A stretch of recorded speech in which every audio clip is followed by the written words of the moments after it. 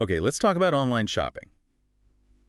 Have you ever been right there, mouse hovering over the buy now button, and just felt, you know, a little knot in your stomach? Oh, definitely. Or maybe you've spent ages filling up a virtual cart Right. only to just, click away, close the tab. There's this kind of unease that washes over you. It's such a common thing, isn't it? Mm-hmm. And that hesitation, that doubt. Well, that's what we're diving into today. Exactly. We're looking at the anxiety relief cycle in e-commerce psychology. It's pretty fascinating stuff. It really is. And this deep dive is powered by Growth Suite. Growth Suite helps you run smart discount campaigns on your store. You can test it for free on your Shopify store. Just find it on the Shopify App Store and give it a try. And, getting a handle on this cycle, it's more important than you might think. There was this stat, something like over half of online shoppers, they abandon their carts. Over half. Wow. Yeah. And a big reason for that is this lack of confidence, which, well, it often stems from this anxiety we're talking about.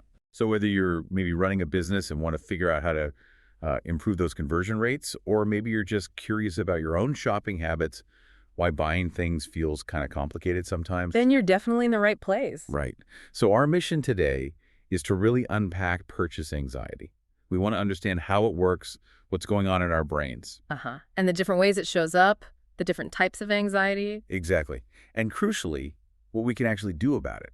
Practical strategies. We'll be drawing on, the latest research, trying to understand not just what we do when we shop, but why we do it. Okay, let's start unpacking this anxiety relief cycle. What's the basic idea? Lay it out for us. So it's essentially this loop, right? Something about a potential purchase makes you feel uncertain or maybe worried. Okay, that initial doubt, then what? Well, that anxiety, that uncomfortable feeling, it pushes us in one of two main directions. Either we just avoid the whole decision. Like closing the browser tab. Exactly. Abandon the cart, tell yourself, I don't really need it. Or the other path is we rush into a decision. We just buy something quickly, mainly to make that anxious feeling stop. It's like hitting an escape button. Yeah, that just get it over with feeling. Mm. I know that one. So what makes it a cycle? What keeps it going? The key is what happens right after that avoidance or that quick decision. You usually get this immediate, though often temporary, sense of relief. Okay. And that relief, even if it doesn't last, it reinforces whatever behavior led to it. So if clicking away made the stress go down, your brain kind of learns, okay, avoidance works. Can you walk us through an example? Make it concrete. Sure. Let's say you're shopping for a new phone online. You Right. see tons of options, specs are confusing, prices are all over the place. Yeah, familiar territory. So you start worrying, is this the best one? Am I paying too much? What if it's no good? The anxiety builds up. And then you either just go, ugh, forget it, close the window, and instantly feel like calmer, Right. relief. Or you impulsively click buy on the first one that seems decent just to end that mental struggle. And again, you get that immediate ease of tension. Either way, the relief reinforces that specific coping mechanism, avoidance or impulsivity. And this isn't just about individual shoppers feeling stressed, is it? This has real economic consequences. Oh, absolutely. Think about it, all those abandoned carts. That's a huge amount of lost revenue. Businesses that actually understand this cycle and work to actively reduce that anxiety for their customers, while they have a serious competitive edge, they can turn those hesitant lookers into actual buyers. It's interesting, isn't it, how our view of shoppers has changed. It wasn't always about emotions, was it? Not at all. For a long time, the main idea in economics, in marketing, was that we're basically rational. We weigh the pros, the cons, make logical choices. A rational consumer. Exactly. But now we really get the huge impact of emotions, especially online, With digital shopping, mobile payments, these virtual experiences, you don't always have those physical cues to rely on, which can sometimes ramp up the uncertainty. So if I'm running an online store, why is focusing on this anxiety relief cycle so critical? What's the real benefit for me? Well, the payoff is pretty significant. First off, if you can ease that anxiety, you're likely going to see your conversion rates go up. More visitors actually buying things. Okay, that's big. Definitely. You'll also likely see cart abandonment rates go down. That's a major headache solved. Plus, think about customer loyalty. If someone has a smooth, confident buying experience, They're more likely to come back. exactly, increases their lifetime value. So tackling these emotional hurdles, it gives you a competitive advantage. And honestly, it reduces the costs associated with all those lost sales and, frankly, frustrated potential customer. Okay, so we get the what and the why. Let's dive deeper into the psychology. What's actually going on in our heads during these moments? Right. So our brains are kind of wired to prefer certainty, you know? We don't love ambiguity. When we shop, a few key things happen. One is uncertainty avoidance. We just have this basic drive to minimize doubt and potential negative surprises. Like when shipping costs are hidden until the very end? That drives me nuts. Exactly. That lack of clarity creates unease, fuels anxiety. Then there's risk evaluation. We're constantly, often subconsciously, assessing the potential downsides. The what ifs. Yeah, what if it breaks? What if it doesn't fit? What if it's cheaper somewhere else tomorrow? Those what ifs are anxiety fuel. Then you've got decision fatigue. Too many choices. Precisely. The sheer number of options online can just be mentally exhausting. It makes even simple choices feel overwhelming, which ramps up the anxiety. And finally, when we are anxious, we tend to fall back on mental shortcuts or heuristics. Quick ways to decide, but they're not always the best and can sometimes leave us feeling even more unsure later. So these mental tools, which are normally helpful, can kind of backfire in the modern shopping jungle. That's a good way to put it. They're protective mechanisms, fundamentally. But in this environment of endless choice and information, they can become, well, problematic. They cause unnecessary stress and might even stop us buying things we'd actually enjoy or benefit from. And it's not just logical processing, right? Emotions are huge here. Absolutely massive. Yeah. Shopping is drenched in emotion. Purchase anxiety kicks off all sorts of anticipatory emotions. We worry about regretting the purchase later. Oh yeah, buyer's remorse before you've even bought it. Exactly. Will I be happy with it? What if it's a disaster? But here's a twist. Our brain's reward circuitry, the pleasure centers, they actually activate in anticipation of the relief we expect to feel once we make a decision. So even thinking about clicking buy can give a little dopamine hit, even if the lead up is stressful. That's the idea. It's complex. We also worry about future regret, that nagging feeling, and we're hugely influenced by others' emotions. Positive reviews can soothe us. Negative ones can spike our anxiety. The bottom line is, emotions often hijack the driver's seat, overpowering purely logical thinking. Okay, let's get even deeper. What's happening biologically in the brain itself? Neuroscience gives us some cool insights. When we sense risk, like, is this website legit or is this product worth the money, the amygdala, our brain's sort of alarm system, gets more active. Okay, the fear response kicks in. Right. Triggers feelings of caution, anxiety. But at the same time, dopamine, the reward chemical, gets released. And interestingly, not just after you buy, but also in anticipation of that potential reward, that relief. Wow, so it's like your brain is hedging its bets. Part anxiety, part anticipation. Kind of, yeah. And different brain areas handle immediate rewards versus long-term consequences. That internal tug of war can add to the tension. And a really crucial point here, there are big individual differences. Some people's amygdalas are just more sensitive to these triggers than others. Which explains why the same situation stresses one person out but not another. Makes sense. Okay, so we got the psych and neuro background. Let's break down the cycle itself. You said 4 phases. What's phase 1? Phase 1 is the anxiety triggers. These are the specific things in the shopping situation that kick off those feelings of worry or uncertainty. And what kind of things act as triggers? They come from a few places. You've got product factors, maybe it's a really high price, or the features are super complex and confusing, or it's a brand you've just never heard of. Uh-huh. Then there are situational factors. Feeling rushed by a limited time offer, shopping in a really crowded store, or even just feeling like your online activity is being tracked. Those can trigger anxiety. Yeah, feeling watched online is unsettling. Definitely. And finally, personal factors. Maybe you had a bad experience with a similar product before, or you're just worried about your finances right now, making any spending feel riskier. And like you said, these triggers are very personal. Totally. What one person barely notices, another finds really stressful. A tech geek might love comparing specs, but someone else finds it completely overwhelming. Okay, so something triggers the anxiety. Yeah. Phase 2. How do we typically react? Phase 2 covers the responses to anxiety. Generally, these fall into a few buckets. First, approach responses. This is where you try to tackle the uncertainty head-on. Like doing more research. Exactly. Reading every review, comparing prices obsessively, asking friends, posting on forums, seeking information to reduce the doubt. Got it. Information gathering. Then there are avoidance responses. Yeah. Pretty straightforward. You just try to escape the discomfort, postpone the decision, abandon the cart, walk out of the store. A flight response. Pretty much. And third, you have compensatory behaviors. These are ways we try to kind of counteract the anxiety indirectly. Maybe you make a smaller, safer purchase instead to get a quick win. Or you seek validation from others after buying something just to feel better about the choice. So dig in, run away, or find some other way to soothe the nerves. That's a good summary. And remember, these responses aren't just thoughts. They can show up physically, faster heart rate, maybe sweating a bit, and emotionally, like feeling stressed or irritable. Often, we're not even fully aware of why we're feeling uneasy. Okay, trigger. Yeah. Response. What's phase 3? Phase 3 is all about seeking relief. This is where we actively try to lessen that anxiety.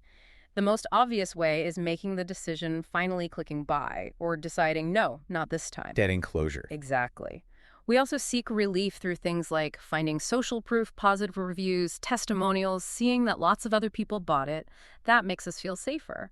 And businesses help here too by offering risk reduction strategies. Like return policies, Yeah. warranties. Precisely. Clear return policies, money-back guarantees, warranties, they directly address those fears of making a mistake. So it's about finding a way to feel secure in the decision, whatever it is. Yes. And what's fascinating is that deciding not to buy can also provide that neurological relief. Just ending the uncertainty feels good to the brain. It resolves the tension. Ah, okay, that makes sense now.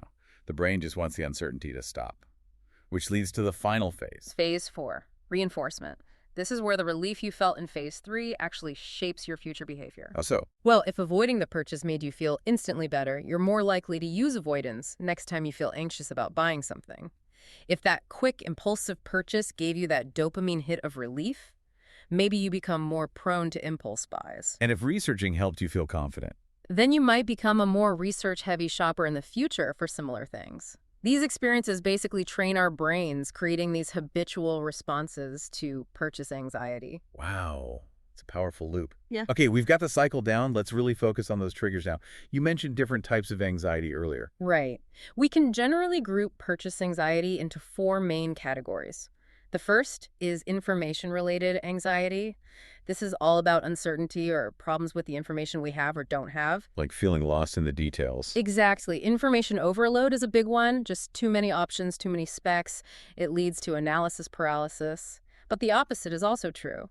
Information gaps. Feeling like critical details are missing, so you can't make a good choice. Or getting mixed messages. Yes, conflicting information. Reading reviews that say completely opposite things or seeing inconsistent details about a product, that just breeds confusion. And underneath it all can be trust issues, doubting if the information source is even reliable. Yeah, I think everyone's spent hours comparing things online only to feel more confused. That's definitely information anxiety. What's number 2? Second is financial anxiety, concerns about the money aspect. More than just, can I afford it? Oh, yeah. It includes value uncertainty. Is this really worth the price? Budget pressure. Will this purchase strain my finances? Then there's opportunity cost. Meaning, what else could I do with this money? Exactly. Am I missing out on a better use for these funds? And for bigger purchases, long-term implications, how will this affect my finances down the road? And importantly, this isn't just for people on tight budgets. Even wealthy individuals can feel anxious about value and financial prudence. Right, it's about feeling like it's a smart use of money. Okay, type 3. Third is social anxiety. This stems from how our purchases might be seen by others, the social side of buying. Worrying about keeping up with the Joneses, basically. That's part of it. It includes fear of missing out, FOMO, anxiety about not having what everyone else seems to have. There are status concerns. Does this purchase fit the image I want to project? Group pressure, feeling like you need to buy certain things to fit in. And even identity confirmation, wanting our purchases to align with how we see ourselves. Social media, of course, pours gasoline on this fire. Oh, absolutely. Yep. Seeing those perfectly curated feeds can definitely crank up the pressure. Okay, and the 4th type. The last one is performance anxiety. This is uncertainty about the product or service itself. Will it actually work? Will it meet my needs? The fundamental will this do the job question. Precisely. It covers suitability concerns. Is this the right tool for my specific needs? Functionality doubts. Will it work reliably? Quality uncertainty. How long will this thing last? And expectation gaps the fear that the reality won't live up to the marketing hype. This is really common with tech stuff, services, expensive items, anything where the outcome isn't guaranteed. Okay, those 4, information, financial, social, performance, seem to cover most bases. Now, you said the intensity varies. What influences how much anxiety we feel? Right. Several things play a role. First, product characteristics. Like we touched on, complex products, expensive ones, things people will see you using. They tend to cause more anxiety. The category matters too. Buying insurance feels riskier than buying groceries, right? Totally different levels of anxiety. What about us as individuals? Huge factor. Individual differences, our own risk tolerance, how comfortable we are with uncertainty, our prior experiences, good or bad, with similar things, our general self-confidence in making decisions, and some people just have higher anxiety sensitivity overall. All this means the same purchase can feel very different to different people. So it's the product and it's also us. What about the situation itself? Yes, contextual factors are key. Feeling time pressure, like a flash sale ending soon, that amps up anxiety. The social setting, shopping alone versus with opinionated friends, different pressures. The physical versus digital environment each has its own potential stressors. Even cultural context matters. Different societies have different norms about spending. And honestly, even just being tired or hungry can make you more susceptible. Yes, never shop hungry. That's my rule. What about online versus in-store? Do they trigger different anxieties? They do. Channel-specific triggers. Online, you have digital uncertainties, data security worries, can't physically check the item, delivery concerns, return hassles. In stores, you might feel in-store social pressure, feeling watched by staff, navigating crowds. Right. And with cross-channel shopping, browsing online, buying in-store, or vice versa, inconsistencies between channels can cause confusion and anxiety. Even mobile shopping has unique issues, small screens, potential interruptions. Businesses really need to think about the specific anxieties tied to each channel they use. So consistency and trust across all channels is vital. Okay, this all sounds very plausible, very relatable, but is there solid scientific evidence for this anxiety relief cycle? Oh yes, there's a good amount of empirical evidence. It comes from different kinds of studies, controlled lab experiments, real-world observations, analytics. What have the lab studies shown? Well, in laboratory studies, researchers can carefully manipulate things. They've shown that if you induce anxiety in people, it directly affects their decision-making, often making them more cautious or avoidant.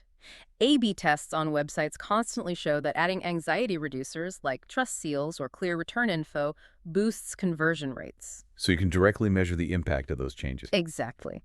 Eye tracking studies show anxious shoppers literally focus their days on reassuring parts of a page, like reviews or guarantees. And physiological measures, heart rate, skin conductance, provide objective proof of the physical stress people feel. Wow, so you can actually see the anxiety response. What about evidence from the real world? Real-world evidence backs this up. Observing shoppers in stores, you see the hesitation, the long browsing times, people leaving empty-handed, classic anxiety responses. Digital analytics from websites show patterns, too, where people hesitate. Which pages have high bounce rates, how many abandoned carts at checkout, all signals of potential anxiety. Tracking those digital footprints. Right. Plus, surveys confirm people's own reported experiences of anxiety. And longer-term, longitudinal studies show how these anxiety-driven habits develop over time. So lab findings match up with real-world behavior. What's the overall takeaway from all this research? The research consistently supports the idea that this anxiety relief cycle is a really important factor in consumer behavior. Its impact isn't small, it's moderate to strong. We know certain things consistently moderated, like the product type and individual differences. And crucially for businesses, the evidence is clear. Addressing this anxiety works. It improved key metrics like conversions and satisfaction. Okay, so it's real, it's measurable, and businesses ignore it at their peril. Let's look at some specific examples. How does this play out differently across industries? Good question. It definitely manifests differently. Let's start with e-commerce and digital shopping. The lack of physical presence creates unique anxieties. Like what? Well, we talked about smartphone anxiety. The sheer volume of choice on mobile can lead to overwhelm, sometimes resulting in impulse buys just to escape the feeling. Payment process anxiety is huge for cart abandonment worries about security. And just building basic trust online is harder without face-to-face cues. You mentioned an online grocery example earlier. Yes. People are often anxious about buying fresh food online. Will it actually be fresh? One study looked at a grocer who tackled this head-on. Really detailed photos, clear freshness guarantees, info on sourcing. They saw a 32% jump in conversions for new customers, just by addressing that specific anxiety. That's impressive. What about traditional retail stores? Different anxieties there. Often, yes. The store layout can be a source of anxiety, confusing aisles, feeling cramped. Staff interactions are key. Helpful staff reduce anxiety, pushy or absent staff increase it. Even things like lighting, Personal space, fitting room privacy matter. Interestingly, studies comparing online and physical shopping don't always find more anxiety in one versus the other, just different types of anxiety. Ah, that's surprising. Yeah. I might have assumed online was inherently less stressful. What about big ticket items, high consideration purchases? Those often come with more intense, specific anxieties. Luxury goods might trigger status anxiety or worries about authenticity. Technical products can bring up usability anxiety or fears about seeming incompetent if you can't figure it out. Right. Will I even know how to use this? Exactly. And service purchases, things like hiring someone or getting financial advice, involve anxiety about intangible outcomes. Will they deliver? Is it worth it? You had a travel example, too. Yes, travel booking is a classic high-anxiety purchase. Research shows tons of people, like close to 80%, in some studies visit multiple sites, research for days or weeks before booking. So travel companies that build confidence, step-by-step virtual tours, detailed itineraries, flexible cancellations, they see big bumps in completion rates, sometimes over 20% higher. It's all about anticipating and smoothing out those friction points. Okay, what about the other end of the spectrum? Everyday stuff, fast-moving consumer goods. Does anxiety play a role there? It does, though maybe more subtly. The sheer volume of small decisions can lead to decision fatigue, a kind of low-grade anxiety. Brand loyalty is often a way to cope. Just sticking with what you know reduces the mental effort and anxiety. Even grocery shopping, with its endless choices, can contribute, especially if you're rushed or unsure. And the panic buying example you mentioned. Right. Panic buying during uncertainty, like the pandemic, is an extreme example of anxiety-driving behavior. But retailers who responded well with quantity limits, clearer stock info, reassuring messages, they actually managed to reduce that panic buying significantly, sometimes by almost half. Shows how managing anxiety communication matters even for basic goods. Those examples really drive it home. Okay, the million-dollar question. How can businesses actually break this cycle? What are the intervention strategies? Great question. There are several key areas. First up, smart information strategies. It's about providing the right info at the right time, clearly. So not just bombarding people with data. Exactly. It means having a logical information architecture.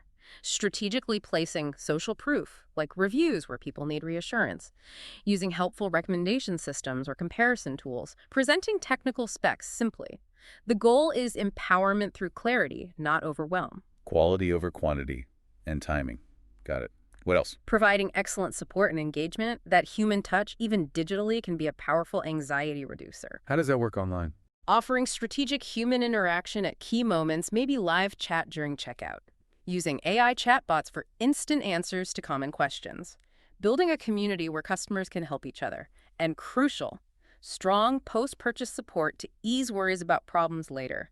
Even brief, positive interactions can make a big difference, especially for complex or costly items. Knowing help is there if you need it. Makes sense. What about trust? That seems fundamental. Absolutely. Building trust is probably the single most effective long-term anxiety buster. And how do businesses do that? What builds trust? Consistency is huge. The experience needs to feel reliable across your website, app, store, customer service. Transparency in all your policies, returns, shipping, data use is non-negotiable. Actively managing your reputation, responding to reviews, good and bad, and offering solid guarantees and warranties. It boils down to being consistently dependable and honest. Stand behind your product and your promises. Yeah. Okay, what about the actual design of the shopping experience? Yes, anxiety-aware design, making the process itself less stressful. What does that look like? Simplified decision pathways, fewer clicks, breaking down complex choices.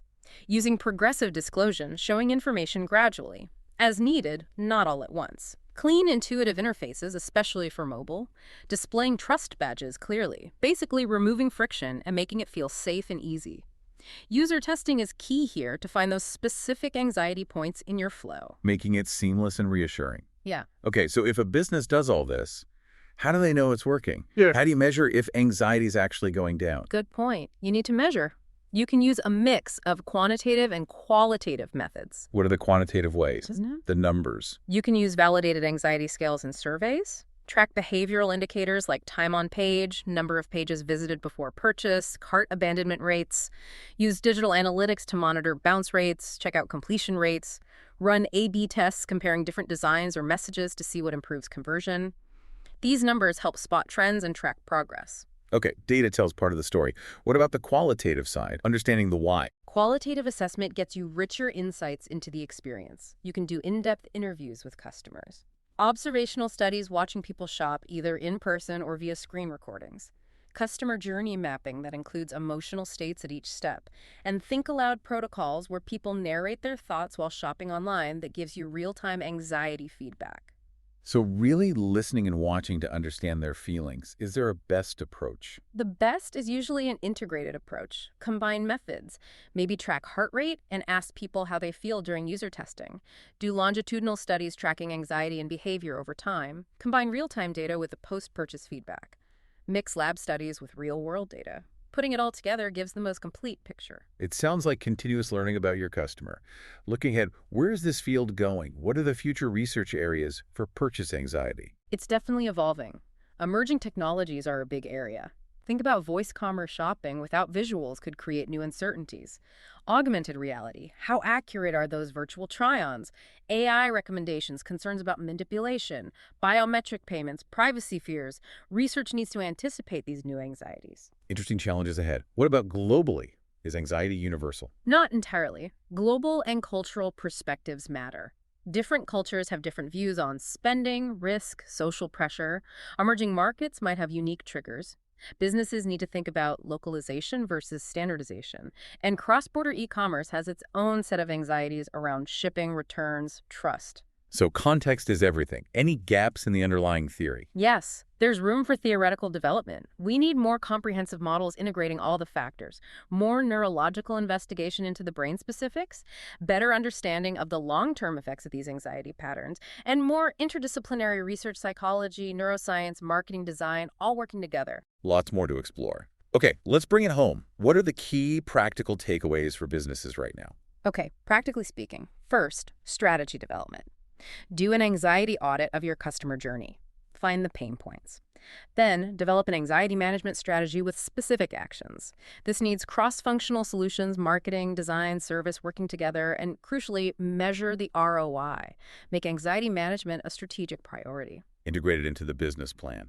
What about the ethics? This feels like it could be misused. Absolutely critical point. Ethics are paramount. The goal must be facilitation, making it easier and less stressful for customers, not manipulation exploiting fears to push sales. Protect vulnerable consumers. Maintain transparency in everything. Practice corporate responsibility. Ethical management builds lasting trust. Manipulation destroys it. Empower, don't exploit. Got it. And finally, a framework for putting this into action. For implementation, think about balancing short-term fixes and long-term strategies. Allocate resources, strategically focus on the highest impact anxiety points first. Establish measurement processes upfront, and be prepared to manage organizational change, get everyone on board with an anxiety-aware mindset. It's a continuous improvement journey, really, focused on the customer. That's exactly it. Understand the cycle, address it thoughtfully, and you create better experiences, build stronger relationships, and achieve better business results. Okay, so wrapping up our deep dive, we've explored this anxiety relief cycle. The triggers, the responses like avoidance or rushing, the relief and how that reinforces behavior. We looked at the psychology, the brain science. Right, and the four main types. Information, financial, social, and performance anxiety, plus all the factors that influence it, the product, the person, the context. We saw how it plays out across different industries with real-world examples. And importantly, we discussed practical strategies, smart information, support, trust building, anxiety-aware design, and the ethics involved, plus how to measure it and where research is heading. The world of commerce keeps changing so fast, doesn't it? With tech, consumer expectations, it feels like understanding and managing this anxiety is becoming absolutely essential. I think so too. At the end of the day, it's about recognizing the human side of buying. Acknowledging those emotional hurdles lets businesses create genuinely better, more empowering experiences that builds loyalty and leads to sustainable success. Well said. And hey, for all you business owners listening, remember, for Shopify store owners looking to implement these anxiety reduction strategies, the Growth Suite app provides powerful tools to identify anxiety points, build customer trust, and optimize the shopping experience. Increase your sales by addressing the emotional barriers that might be holding your customers back. This podcast was powered by Growth Suite. Again, you can test it free on your Shopify store. Just search for Growth Suite in the Shopify App Store. This was a really great discussion. Lots to think about in e-commerce psychology. Definitely was. Thanks so much for sharing your insights. And thanks everyone for tuning in. Until our next deep dive, hope your shopping is smooth and stress-free.